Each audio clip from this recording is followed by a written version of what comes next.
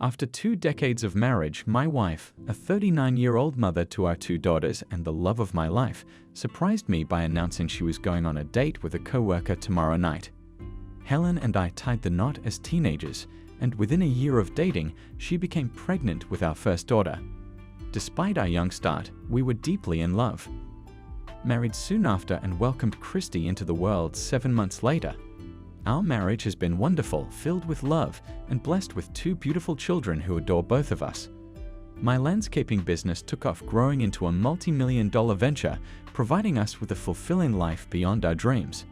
Hearing such news from my wife caught me completely off guard as she explained her unhappiness and depression since the kids left for college. It hit me like a ton of bricks in my eyes. Our marriage was perfect, so this revelation shook me to the core. Helen confided in me about her close friendship with Tommy from accounting, who had been supporting her through her struggles, a fact previously unknown to me. It was strange because she hadn't mentioned feeling depressed or upset at all. The idea of my wife seeking emotional support from another man was painful, but learning she wanted to be mentally involved with him was devastating. It turned out Tommy Boy was married with 3 daughters and presented himself as a counselor when in reality he was a hunter looking for unsuspecting victims. Tommy preyed on attractive married women, knowing they were vulnerable, and sought no strings attached encounters. John, I can't hide this from you, and I hope you understand, but I need to do this for myself. I know it sounds selfish, but give me this one night to see how it goes. I was furious and wanted to shout, but I knew my wife well enough to anticipate this. Once she made up her mind, there was no turning back. When she finished her revelation, I sat there silently, staring at her as she nervously occupied the love seat across from me. The silence was heavy as I resisted the urge to speak. Instead, I calmly finished my scotch, stood up and headed for the door. John, don't ignore me. Stop acting like a child. This is happening. And I needed to tell you before anything occurred.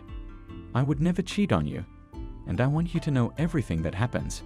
We've always been honest with each other, and I'll never deceive you, darling. I stood there, gazing at her, likely with an expression of utter disbelief as she curled into a ball, knees to her chest without a word. I ascended to our bedroom, packed 2 days' worth of clothes and toiletries. Then again, without speaking, strode past Helen and out to my car in the garage. She trailed behind, crying out as I passed her. Please, John, don't leave. Everything will be okay. It's just one date, that's all. And it'll be over soon. Just one night. Can't you give me that after 20 years? I shook my head as I drove off. Incredulous at her pleas, that Thursday evening, I checked into the Ritz-Carlton. Yes, the Ritz-Carlton. For $100 a night. And I didn't care if I was going to suffer. I'd at least enjoy my accommodations. The end texts flooded in immediately, but after sending one final text, I blocked her number. I simply informed her I wouldn't be in touch until returning home on Saturday. Post her betrayal. I'm certain those words stung. The following day at work, I instructed my secretary to block any calls from my wife and inform security not to allow her into the building. My plan was in motion, and I wouldn't let anything derail it. I'm John Casey and a man of action at work. And among my friends, I'm the man in charge, the one who gets things done. People rely on me for leadership because they know I deliver on my promises. At home, I've adopted a passive, easygoing demeanor, aiming to please and distance myself from my macho alter ego. It's been effective for the past 2 decades, but it appears I underestimated its impact. Looking back, I realize I should have been more assertive and composed in my domestic life. But my love for my wife led me to treat her like royalty. I recall coming across a quote once and laughing at it, but I'm not laughing now. Treat her like a queen, and she will treat you like a servant. Those words have become my reality, but I refuse to accept it. On Friday morning, I reached out to my brother, a detective in Miami, seeking assistance after explaining my needs. He connected me with one of his associates, Peter Clift, a private investigator. Peter, it's Sergeant Davis. How have you been, buddy? Listen, my brother's on the line, and he needs your help. Tonight, I'm cashing in a favor and need you to assign someone to tail his wife tonight. Specifically, we need to find out who she's meeting and gather as much intel on this guy by Saturday morning. I want you to run his license plates, get his home address and phone number, and text it to me tonight. We'd also like some photos of the couple. You know the drill. The photos can wait until tomorrow. Tonight we're just after the guy's info. Davis, I know this is last minute, but I owe you big time, so I'll make it happen. You want the guy's address and phone number tonight ASAP, and the rest of the photos and intel tomorrow. What are we working with here? That'll do for now. I'll send over the wife's address, her departure time, and her date's first name. I've been told he works with her at Brokers Unlimited, and his name's Tommy, so it shouldn't be too hard for you, buddy. She's back home by 5 p.m., but we're unsure of the date's start time. So you'll need a man posted outside the house before 5 p.m. to tell her when he picks her up. That's all we need. Send me the wife's address and I'll handle the rest, my friend. John listened intently to the conversation, grinning as his brother hung up. His plan was falling into place, poised to surprise his unsuspecting cheating wife. John's strategy demanded swift action, recognizing the urgency during the couple's illicit dinner. John intended to also visit Tommy Boy's wife, explaining the situation and their spouse's whereabouts.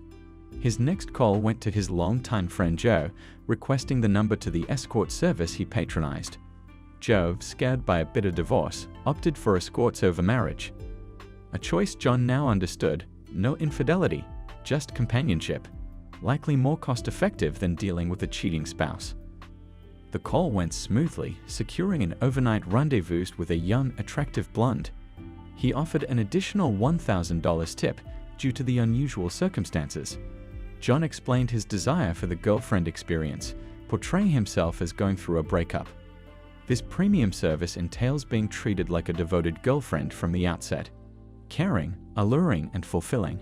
He assured there would be no issues, but urged the girl to understand the situation in case his wife appeared. If she did, the girl was to maintain discretion, presenting herself as someone he recently met rather than a paid escort, anticipating his wife's arrival and their perceived intimacy. John planned to reciprocate her desire for another man with added flair if she sought a date elsewhere. He was prepared to offer her the same treatment with some extra panache. They arranged to meet at his hotel for a drink and conversation before proceeding with the plan. As a real estate agent, Helen hosted open houses every Saturday, typically returning home after 6 p.m. This Saturday would be no exception, given its usual business. Reflecting on Thursday evening, when Helen asserted her independence, she sat on the couch after he departed, venting her frustration to an empty room. "I can't believe he acted so immature," she muttered angrily. His silent departure left her feeling irritated. Helen attempted to reach John by phone and text, growing increasingly aggravated when he didn't respond until receiving one particular text message. The mention of betrayal made her recoil and reconsider her intentions. Initially, viewing the date as harmless fun rather than infidelity, she pushed aside thoughts of betrayal. It's just one night of enjoyment. John will have to move past it and we'll return to normal. She reasoned with herself, convinced he was overreacting. She anticipated his forgiveness and planned to make it up to him the following night. She was confident he wouldn't refuse her advances, and she knew precisely how to smooth things over. Arriving home Friday night to an empty house, she mulled over her plans once more. Should she proceed with the date with Tommy or cancel and ask John to return? She anticipated an enjoyable evening ahead and was resolved to follow through with her plans. After taking a warm bath, shaving her legs and applying her best-scented lotion, she sat at the makeup table, transforming her lovely face into that of a seductive woman, smiling at the alluring image in the mirror. She finished styling her long hair. She then removed the tags from the short, enticing dress and hung it on the mirror. Slipping on the stockings she had never worn for John, she attached them to the new garter belt purchased at Nordstrom's earlier that day. As she fastened the stockings and ran her fingers over them, memories flooded back of the times. John had expressed his desire for her to dress provocatively. A pang of guilt struck her when she recalled Valentine's Day, remembering John's disappointing men when she rejected the sexy lingerie set he had brought home from Victoria's Secret. Questioning if he considered her a slut for suggesting such attire, she remained motionless for over a minute, contemplating how she now owned her own pair of provocative stockings and garters, which she was about to wear for another man. This realization gave her pause, and for the first time she contemplated canceling her plans and calling off the date. she still replayed John's accusations of betrayal in her mind. It didn't take her long to overcome her guilt about giving something to her date that she never gave to John. Slipping into the silky dress, she zipped it up, deciding against wearing a bra, which she was pleased with. The result was stunning. Standing before the full-length mirror, she admired her long legs in black nylon and high heels. Her ample breasts swayed beneath the dress with her perky nipples visible through the thin fabric. Oh my! I look like a little flat, but it's so much fun. I can't wait to see Tommy's reaction when he sees me. Though I'll need to clarify that there's no sex tonight, just dinner and dancing. She tried to reassure herself that it was merely a date and nothing more. But deep down, she knew she had to suppress her desires. The anticipation of going out with Tommy had consumed her thoughts for the past month, and it was finally happening tonight. Despite her husband's immature behavior, she was determined to enjoy herself. Helen was confident that John would understand and allow her to have her fun, as he always let her have her way. She appreciated him for that. Just then, she received the final phone call from John. John made the difficult decision to offer Helen one final opportunity to halt the impending disaster and salvage their marriage. Swallowing his pride, he recognized the depth of his love for Helen and was willing to reconcile if she intervened. Prepared to sacrifice his dignity, he intended to humble himself and implore her to reconsider. Urging her not to proceed with the date, anxious and remorseful, Helen felt a wave of nerves as she noticed John's call. Despite acknowledging her allure in the mirror, she grappled with less than admirable thoughts. But she knew it was essential to hear from John, hoping to make him comprehend and accept her decision. John, thank you for reaching out. I miss you dearly and my love for you remains strong. When will you be returning home, sweetheart? Hello, Helen. I love you too, which is why I felt compelled to call. I ache for missing you, and your intentions have left my heart shattered. I implore you not to proceed with this date. Please stay home, and I'll come over to fulfill your every desire. I promise to bring you joy and be the partner you need. If there is anything lacking on my part, I'm committed to making things right. All I want is to be by your side. Can you please cancel this date for the sake of our marriage? Helen heard the strain in his voice and sympathized with John. It sounded vulnerable and pitiful. Her usually strong partner was now in tears, pleading with her to reconsider, granting her an unexpected sense of authority. She was aware of his love for her and believed John would forgive her once he grasped her perspective. Their shared history, their children, and his affection were too profound, assuring her they would remain united forever. Oh, John, my love for you is boundless, and I look forward to spending eternity with you. However, I need to go through with this tonight, unrelated to our love. It's merely an evening for me to indulge in something foolish. Please understand and grant me this one time, and I vow to be yours eternally. I understand your pain, and I apologize for causing it. But you're making more of this than necessary. It's simply dinner and drinks with a friend. Nothing more will occur, and I'll be home tonight, committed to you forever. I trust you'll comprehend once it's all resolved. Tomorrow we'll discuss this further, and you can reclaim me as your wife. I love you, John, but I must go, she said tearfully. She felt the urge to end the call, but heard her husband's pleading as she hung up. Careful not to smudge her makeup, she wiped her eyes and gazed at herself in the mirror. Speaking to her reflection, she murmured, I'm sure he thinks I'm being unreasonable. But John, I'm sorry. I have to prioritize my needs. Please don't be angry. She tidied her hair, touched up her lipstick, spritzed on perfume, and attempted to push thoughts of John from her mind. In his hotel room, John listened to the call ending and stared blankly at his phone. Wiping his eyes, he felt anger welling up again. Despite his heartfelt pleas, his wife essentially affirmed the date was happening and expected him to be understanding tomorrow.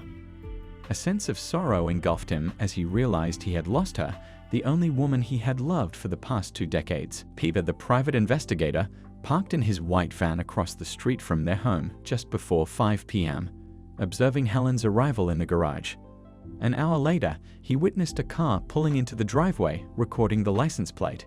He made necessary calls, and within 10 minutes he sent Davis and John the requested information. Both received the home phone number and address even before the couple departed for their date. As Tommy entered the house, he noticed the sadness in Helen's eyes, recognizing her moment of insecurity and guilt. He had seen this pattern before the sudden realization crashed over Helen like a wave. The weight of her actions outside of her marriage pressing down on her. In a moment of clarity, she began to reconsider her plans. "Helen, what's troubling you? You seem so down," Tommy asked, detecting her sudden change in demeanor. "Tommy, perhaps we should rethink this. I've been reflecting on John's request for me not to go out with you. I feel guilty like I've already let him down," she admitted, a solitary tear tracing her cheek. Quick to respond, Tommy moved to the couch to console her with his expertise in assuaging worries and manipulating situations. He viewed this as an opportunity. Skilled in navigating the intricacies of women's emotions, he employed his charm and persuasive abilities to influence their decisions for Tommy. Helen's hesitation presented a challenge to conquer rather than a boundary to respect. "It's all right, Helen. We don't have to go through with this. And I completely understand," he reassured, his tone steady and comforting. "You've never felt comfortable going out alone, even for a simple dinner or movie. He just doesn't realize we're merely friends. Men like him want to shield their wives from potential threats. But if he knew how much I value our friendship, I'm sure he wouldn't object." Expressing his disappointment, yet showing understanding, Tommy continued, "I'll admit I'm disappointed we won't be spending the evening together, but I get it. I was truly looking forward to your company and trying out that new restaurant," capitalizing on the moment he suggested an alternative. "Hey, here's an idea. Why don't we have a nice dinner and then I'll take you home? Surely he wouldn't mind you having dinner with a friend." His relaxed demeanor and the offer of a harmless, straightforward dinner were sufficient to sway Helen's resolve. Already dressed for the occasion and deep down desiring companionship and new experiences, Tommy's manipulative tactics effectively reassured her, convincing Helen that dinner was innocuous. Despite her initial doubts and the emotional turmoil regarding her husband, John. At 7 p.m., Peter observed the couple departing and heading to a downtown restaurant, promptly informing Davis and John of their whereabouts throughout the evening. He kept them updated. Capturing photos was effortless for Peter, who spent the next 4 hours snapping pictures of them at dinner, holding hands. Entering the dance club, dancing together, kissing and portraying themselves as a loving couple.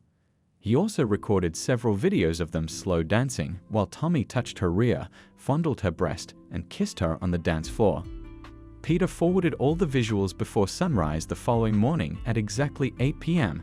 John phoned Helen's father, Brian, a longtime friend and golfing buddy, to deliver the unfortunate news. "Hello, Brian, it's John."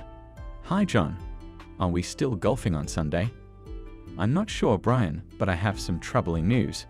Currently, your daughter is on a date with a coworker. Despite my belief that everything was fine in our relationship, she expressed the need for more and decided to see this man.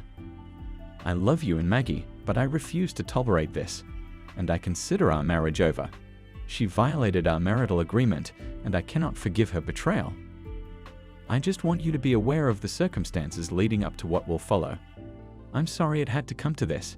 John, are you telling me she's seeing someone else? Are you sure? That doesn't sound like my daughter. Brian, I have a private investigator currently observing them at dinner.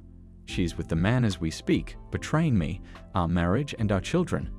I'm sorry. This is painful for me, but I respect you and felt you should know the truth. John, I'm so sorry. Please don't do anything rash.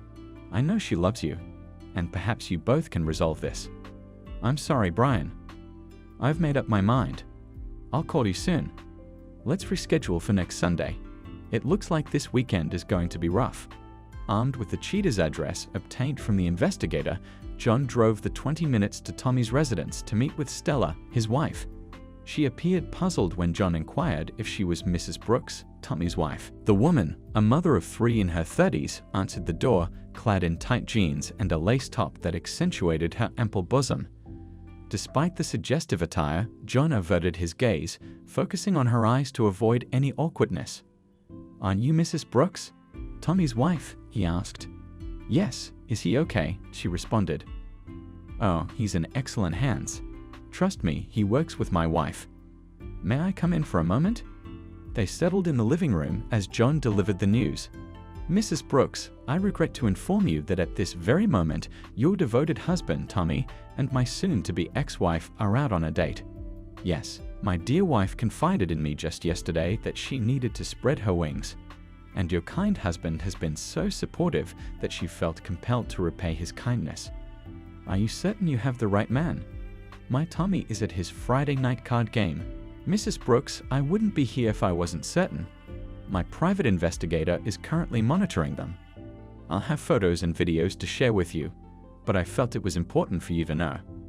I left her in tears, feeling terrible, knowing that their affair probably shattered their marriages.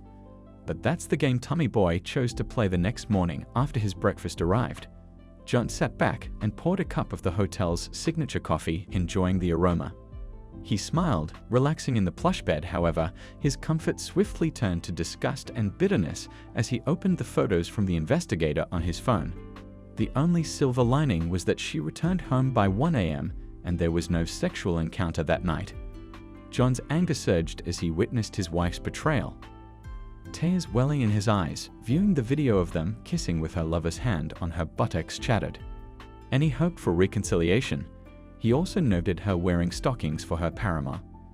Recalling her reaction when he had gifted her the same item months ago, her betrayal and disrespect were unbearable.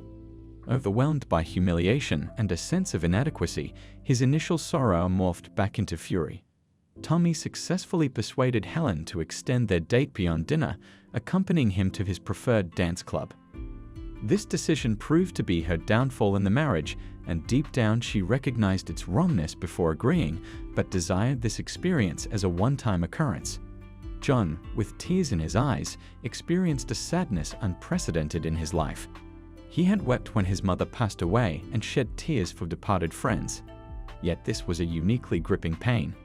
Watching the video for the third time, he paused at the moment when Tommy touching his wife, he cried out in frustration, vowing retribution. Considering everything, he concluded she may not have engaged in intercourse with him, but her actions were unacceptable, disrespectful, hurtful, and a complete betrayal of our marriage. On Saturday afternoon at 2 p.m., he rendezvoused with Candy at the hotel. Spending the next 2 hours acquainting themselves, John clearly outlined his intentions, and Candy proved to be the ideal candidate for his plan. They returned to his home a little after 4 p.m. and were in bed by 5 p.m. before climbing into bed. John placed the letter he had written for Helen, which stated, "Helen, last night you shattered our marriage agreement and vows not to mention my heart. The moment you violated that agreement, I stopped viewing us as married. Yes, legally we're still bound, but the agreement is void and we're both free to live as we wish. I intend to occupy the master bedroom since this is my house. You're free to use any other rooms, but my bed is off limits to you. Your belongings are in the guest rooms. I ask that you respect my personal space. You've achieved what you saw, your independence, and now I have mine. I hope you're satisfied with your choice and your new life. Love, your former husband, John." He removed his wedding band and laid it atop the letter on the front door, holding it at eye level. He took one of his collector's knives and drove the blade through the center of the ring, piercing the letter and embedding it deep in the wooden door. His was to be the first thing Helen saw upon her return home that night at precisely 10 p.m. when Helen arrived back from her job. The sight of the knife embedded in the door alarmed her. Naturally, such a sight would unsettle anyone. She moved towards the door cautiously, scanning for any additional anomalies. Drawing nearer, she spotted the note meant for her, pinned under John's wedding band. Her pulse quickened and tears began streaming down her face as she absorbed the contents of the letter. With the ring and letter in her hand, she ran into the house looking for John to tell him she didn't want him to leave her. She called out his name in the dark house as she stood in the hallway sobbing. The house was quiet, except for some sounds coming from the bedroom. She walked up the stairs and listened at the door to the sounds of lovemaking and opened the door in anger to find a young woman riding her husband cowboy style. She stood in front of the bed in shock, watching this young girl riding her husband in their marital bed. Helen was angry beyond words and screamed at her husband. "How could you?" she screamed as she ran out of the house into her car, overwhelmed with emotion and tears flowing down her face. Helen sought refuge at her sister Mary's house. Once she regained composure and the tears receded, she recounted the painful discovery of her husband's infidelity in their bed, expressing uncertainty about where to turn. Mary attempted to offer comfort and reassurance, expressing disbelief at the situation. "This doesn't sound like John. I can't fathom him cheating on you. He's always been so loving and respectful towards you. I've even envied the affection he's shown you. This is completely out of character. Has anything happened recently that might explain this?" In a tearful, subdued tone, Helen confessed, "I don't know. Maybe it's because I went out with someone from work last night. That's the only thing I can think of." "When?" "Out with whom?" Mary inquired. "Just a co-worker. It was merely dinner and dancing, nothing more." Helen clarified, seeking further clarification. Mary incredulously asked, "So you went out with another man, leaving John alone at home, and believe it was just an innocent night out?" "Yes, but it sounds worse when you phrase it like that," Helen admitted, shocked and angered. Mary criticized Helen's actions. Now, understanding why John was with another woman and expressing no sympathy for Helen's plight as Helen sobbed harder, she showed Mary the note she found attached to their door. Mary solemnly acknowledged Helen's mistake, suggesting it might have jeopardized her marriage due to a rash decision. She offered Helen a place to stay for the night, but urged her to attempt reconciliation with John the next day, though she doubted it would alter the situation. Mary warned Helen to prepare for the worst, noting that her own husband would have reacted similarly to such indiscretion. Acknowledging that John had been even more devoted than her own spouse, Helen spent the night alone in Mary's guest room, shedding tears well into the late morning and getting very little sleep. Mary texted John, requesting an immediate callback. Aware of Mary's purpose, John promptly returned her call. "Hi, Mary. What's going on?" he greeted. "Hello, John. My foolish sister is here and disclosed what she did in the events at your house last night. I don't blame you one bit, and I must say your retaliation was swift," Mary remarked with a brief chuckle. John replied, "Yup, you know me, Mary. I don't tolerate nonsense." "I understand, John. Look, I know she made a mistake, but she's a wreck. And I can't deal with her like this. You two need to hash this out tomorrow. I don't know if you're actually kicking her out, and I wouldn't blame you. But if she hasn't gone all the way with this guy, maybe there's a chance to salvage things. Perhaps counseling could help. Or maybe we should consider shock therapy for her defective brain. Anyway, please allow her to come back and talk tomorrow," Mary urged. "Of course she's. Welcome back, Mary. This is still her home, and I haven't thrown her out. However, she won't be with me while she's here. I'm not angry anymore. I'm deeply hurt by her betrayal. I'll hear her out, but I can't make any promises about the future. Right now, I feel as much hatred toward her as I do love. The pain is overwhelming my emotions at the moment. It would take a miracle for me to consider taking her back.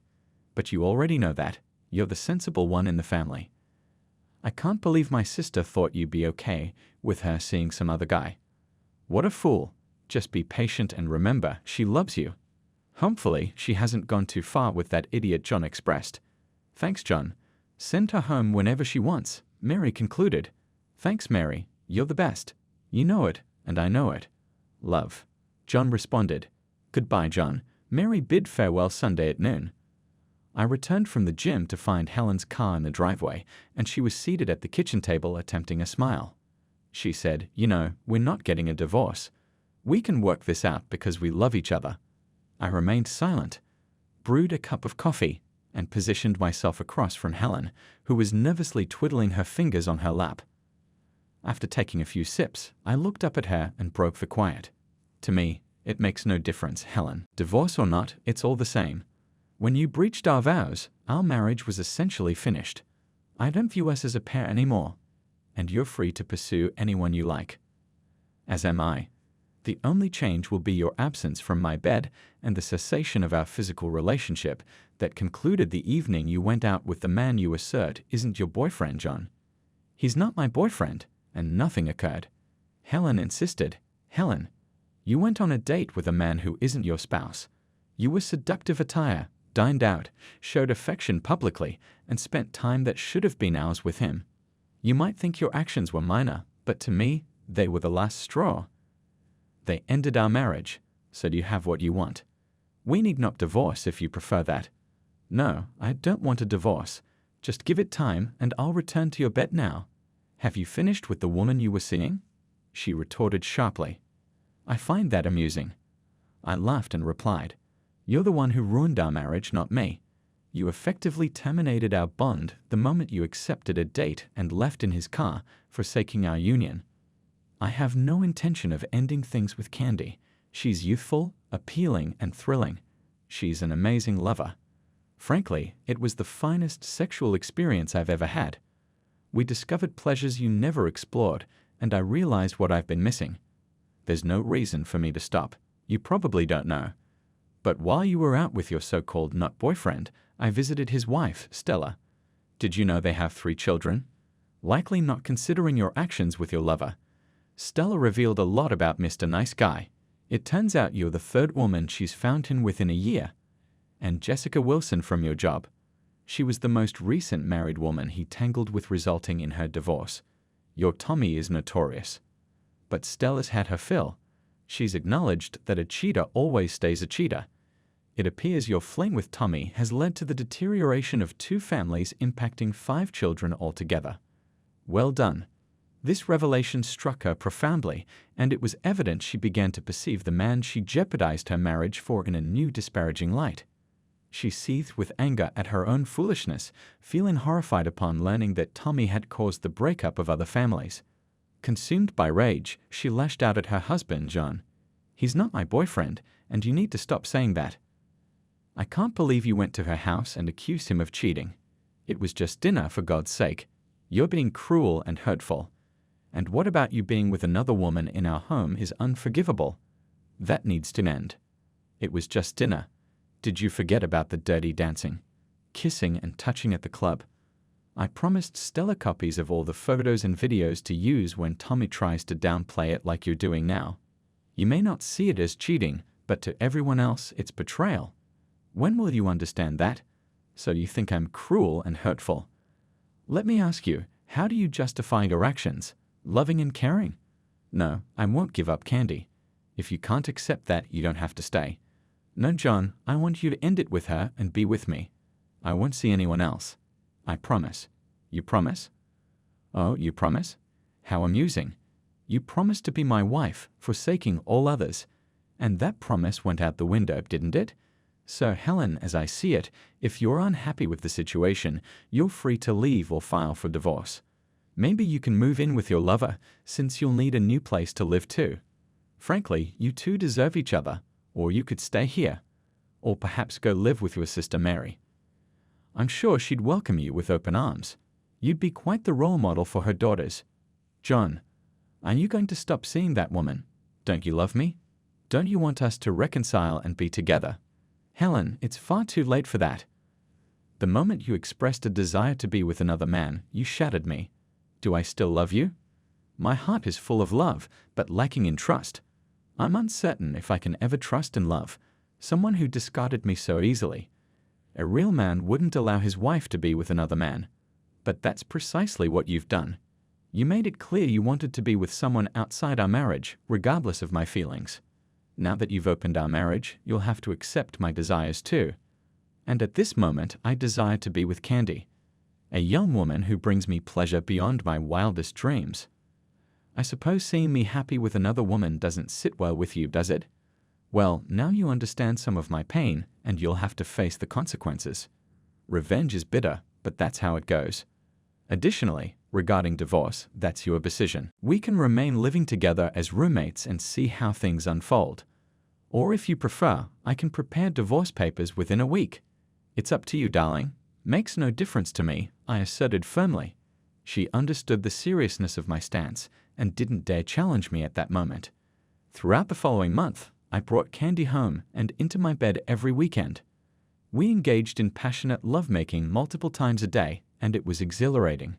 Her smooth, it was sheer bliss, and she made me feel alive again, helping to rebuild the confidence shattered by Helen's betrayal. Helen despised the weekends and pleaded with me to end my affair with Candy, but I persisted in enjoying myself. As soon as Candy and I returned home on Saturday night, Helen would leave and only return once. Candy had departed. I struck a deal with Helen to notify her via text after Candy left. I must admit I derived some pleasure from the sex, as well as from witnessing Helen's agony, although guilt began to seep back into my conscience the following week, after recognizing that my relationship with Candy was purely physical, albeit incredibly satisfying. I realized there was a lack of genuine intimacy and the financial cost was becoming excessive. Upon Helen's return Sunday night, I announced that I would cease seeing Candy for the time being and expressed my intention to seek out another woman. Helen implored me to take her back and cease seeing other women. She admitted her mistake and professed her desire to have only me in her life. "John, you've punished me enough. Every week I've had to witness this woman enter our home and be with the man I love. The pain is unbearable, and I can't bear to see you with another woman. Please give me another chance. I know I can't compete with someone like her, but I can offer you love and things nobody else can." Her words caught me off guard. Love? Do you even understand what love is, Helen? Love isn't abandoning your spouse to declare your intention to date other men. No, I don't believe you truly grasp the concept of love, and thus you can't give something you don't possess. However, here's what I'll do. I won't pursue anyone else until we undergo couples counseling. If we can find a resolution, then perhaps we can have a future together. She leaped off the couch and embraced me, showering me with kisses all over my face before finally reaching my lips. "Oh, thank you, baby. I promise I'll make it up to you. Not so fast. I'm not forgiving you for what you've done. I'm simply giving us one last opportunity before I end our relationship. Due to your infidelity." "John, don't say things like that. You love me, and I believe we'll always be together. Can I sleep with you tonight, please?" she pleaded, planting a kiss on my lips. "Not yet. I still can't shake the images of you with that guy from my mind. The thought of you kissing another and letting him touch parts of you that belong to me still torments me every minute of the day. I'm beyond furious at how carelessly you hurt me and tossed our marriage aside. You're incredibly lucky our kids are unaware of this, or I shudder to think what they'd think of their promiscuous mother. You can see I'm still seething over what you've done. Let's take it slow and see how things progress with counseling. I've scheduled an appointment with Dr. Madison for this Tuesday and will embark on the rather unpleasant journey of reliving the event, the pain, and the agony twice a week for the next 3 months. It's the same old therapy routine you've heard in countless stories, and just as excruciating. I had to revisit the affair and endure hours of psychobabble.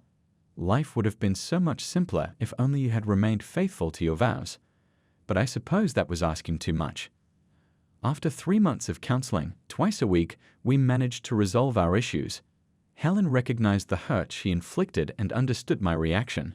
She argued that my retaliatory affair was far worse, but I clarified that by going on a date with someone else, she violated our agreement, thereby setting me free. Eventually, she got it, though remained upset. The therapist criticized my vengeance sharply, yet it didn't bother me. I'd repeat my actions without hesitation. We reconciled under a post-nuptial deal stipulating she forfeits all if she strays again. She consented to having her phone tracked, her emails and texts monitored, and complete transparency without deceit. I made it clear our household would not tolerate any form of cheating, emotional or physical, and I'd expel her for it. She vowed never to even let another man flirt with her promising eternal loyalty. Though I listened, Stella's adage, "Once a cheater, always a cheater," echoed in my mind. A year on, things seemed as they were pre-affair. Yet now I watched her more closely, aware it might recur with her sister Mary's help. We ensured Helen stayed on track. Tommy's divorce cost him dearly. His ex-wife won the house child support for their 3 kids and spousal support after evicting him. Tommy now resided in a modest studio apartment, financially strained due to the consequences of his infidelity. Ironically, he lost everything over mid-dinner outings, dances, flirtation, and kisses. What a fool!